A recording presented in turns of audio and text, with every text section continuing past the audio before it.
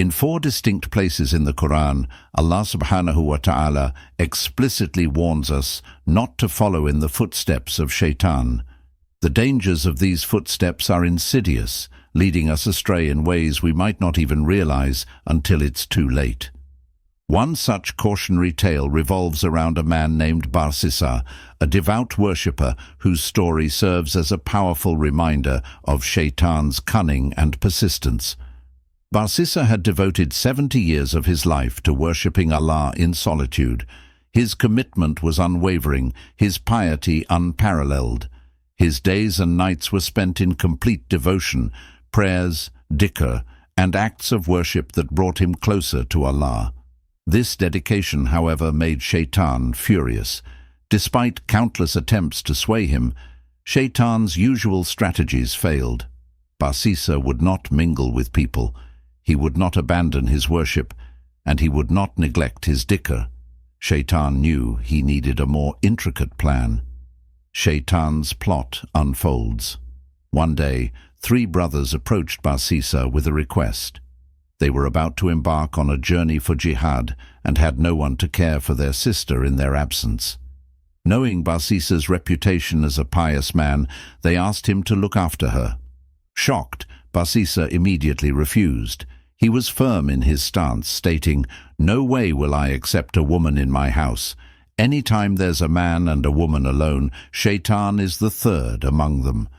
But the brothers persisted, pleading with Barisa to reconsider. After much insistence, they proposed a compromise. They would provide a house for their sister near his temple, and all he had to do was check on her occasionally. Reluctantly, Barisa agreed, thinking this arrangement was far safer. Shaytan, however, saw his opportunity and began his patient manipulation. He whispered to Barisa, "She is all alone. Maybe she needs food or help. Why don't you leave food at her door? Just knock, place the food down, and return to your worship without even looking at her." Barisa, feeling it was harmless and even a duty of kindness, began doing this daily. Weeks passed, and Shaytan returned. "What if something happens to her?" Shaytan whispered. "What if she falls ill or is unable to collect the food? At least wait until you hear her voice to ensure she's okay." Barisa, convinced it was a reasonable suggestion, knocked, left the food, and waited to hear her voice before leaving. Over time, Barisa grew accustomed to hearing her voice. It became a subtle comfort to him. Shaytan capitalized on this. "She must be lonely after so many months," he whispered. "Why not exchange a few words with her? After all, you're a righteous man. Nothing improper will happen." Barisa began speaking to her briefly, asking about her well-being. Step by step into sin. This pattern escalated. Shaytan suggested he sit with her, offering companionship since she was isolated and likely missed her family. Barisa rationalized that his intentions were pure. What harm could a conversation bring? Days turned into weeks, and soon an emotional connection formed. One day, overcome by emotions, Barisa hugged and kissed her. He returned to his temple in shock and disbelief at his actions. Shaytan reassured him. "You've been worshipping Allah for 70 years. One small mistake won't tarnish your lifetime of devotion." Barisa succumbed further, eventually committing zina with the woman. Months later, she informed him she was pregnant. Panic set in, and Shaytan was quick to offer a solution. What if her brothers find out? The only way to protect yourself is to eliminate the evidence. Kill her and the baby. Desperate and fearing disgrace, Barisa followed Shaytan's advice, burying them in a hidden location. The consequences. When the brothers returned and asked about their sister, Barisa lied, claiming she had fallen ill and died. He even shed tears to make his story convincing. The brothers thanked him for his care and left. However, Shaytan wasn't done. He appeared in the brothers' dreams, revealing the truth about their sister's fate and where to find her body. When the brothers uncovered the grave and found their sister and her child, they were enraged. Confronting Barisa, he confessed. They dragged him to the authorities, and he was sentenced to death. As Barisa awaited his execution, Shaytan made one final move. "I am the one who led you here," Shaytan revealed, "but I can save you. Bow to me in sujud, and I'll rescue you." Desperate, Barisa prostrated to Shaytan. The moment he did, Shaytan abandoned. Consider how Shaytan targets us today. A young man might be tempted to glance at a woman, thinking it's innocent, won't him, and Barisa was executed, dying in a state of shock. Lessons from Basisa's downfall. This tragic story illustrates Shaytan's strategy: gradual entrapment. Shaytan doesn't approach us with outright sin.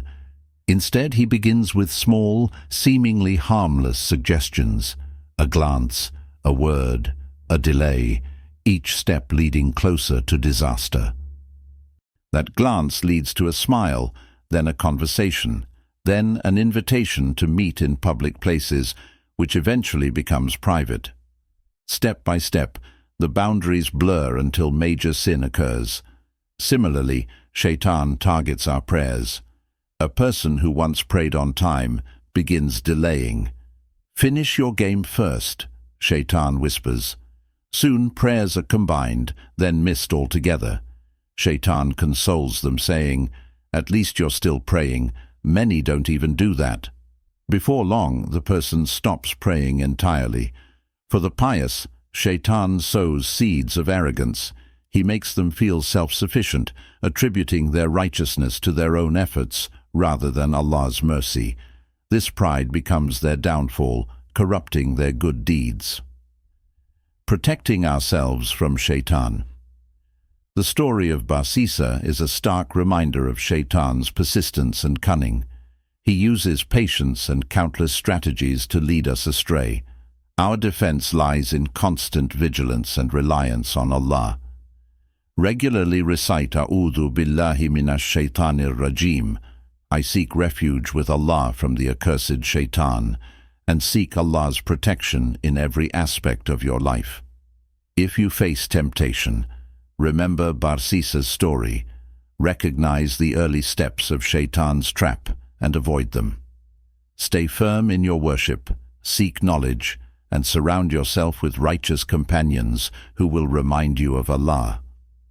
May Allah protect us from Shaytan's whispers, strengthen our faith, and guide us to the straight path. May He make our last deeds our best deeds, and grant us a death in a state of Iman. Shaytan's strategies in modern times. Shaytan's tactics haven't changed. They've only adapted to modern circumstances. The gradual steps he uses to ensnare believers remain as dangerous as ever, but they've become embedded in the tools and environments we interact with daily. Take social media, for example. A person might innocently scroll through their feed, only to come across inappropriate content. Shaytan whispers, "It's just one picture. You're not doing anything wrong." That one picture turns into a video, then a private message, and before long, the person finds themselves in situations they never imagined. Shaytan's steps are subtle, but their impact is profound. For those who are devout, Shaytan uses a different strategy. He plants seeds of self-doubt during times of hardship.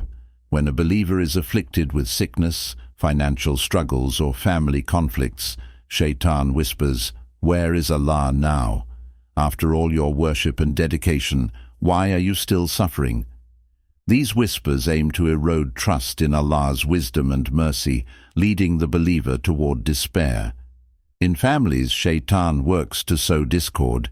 He might exaggerate minor disagreements between spouses, making them seem insurmountable. A simple misunderstanding can spiral into major conflict, as Shaytan whispers accusations and fuels resentment. This is why the Prophet Muhammad taught us that Shaytan delights most in breaking apart families, knowing it causes widespread harm. Recognizing the footsteps of Shaytan. To counter Shaytan's tricks, we must first recognize his tactics. One of the most critical steps is understanding that Shaytan is relentless. If one strategy fails, he quickly switches to another. If he cannot lead a person to sin through desire, he will try through despair. If despair doesn't work, he will attempt arrogance. His goal is singular, to divert us from the path of Allah. For instance, Shaytan might target a person who frequently gives charity. He whispers, "You've already given so much. Isn't it time to save for yourself? Others should step up now." Slowly, the person begins reducing their contributions, convincing themselves they've done enough. This gradual withdrawal from good deeds is precisely how Shaytan operates. Similarly, Shaytan targets those seeking to learn their faith. A person might feel overwhelmed by the vastness of Islamic knowledge. Shaytan whispers, "You'll never understand everything. Why even try?" By instilling doubt and frustration, Shaytan discourages the pursuit of beneficial knowledge, leaving the believer stagnant. Strengthening our defenses. The key to overcoming Shaytan lies in fortifying our relationship with Allah. Here are practical steps to protect ourselves. Seek refuge in Allah. Regularly say, "A'udhu billahi minash shaytanir rajim." This simple phrase acts as a shield against Shaytan's whispers. Combine it with frequent recitation of Surah Al-Falaq and Surah An-Nas, which are specifically designed to protect us from harm. Maintain a strong connection with Salah is the cornerstone of our faith and the first line of defense against Shaytan. Pray on time and with full concentration.